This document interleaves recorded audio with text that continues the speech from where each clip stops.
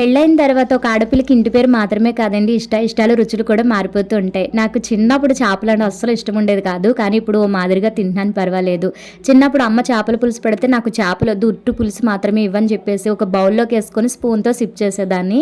అమ్మ చాలా బాగా పెడతారు. అమ్మలా నేను చాలా సార్లు ట్రై చేశాను. నాకు కుదరలేదండి. మేబీ పెద్దలు అంటారు కదా, ఒక్కొక్కరి చేతిలో ఏదో ఉంటుంది మహిమ. నిజంగా ఆ చేయి వల్లే ఆ టేస్ట్ వస్తుందని. నిజంగా అది కరెక్టేనండి. మా అత్తయ్య గారు చేపల వేపుడు బాగా చేస్తారు. అమ్మ చేపల పులుసు బాగా పెడుతుంది.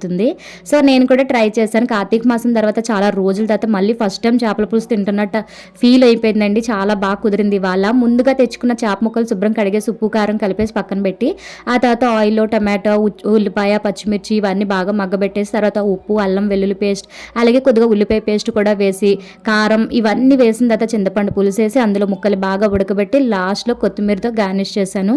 టేస్ట్ అయితే అమోఘమండి. వీడియో చూసి వెళ్ళిపోకుండా మన ఛానల్ సబ్స్క్రైబ్ చేసుకోండి.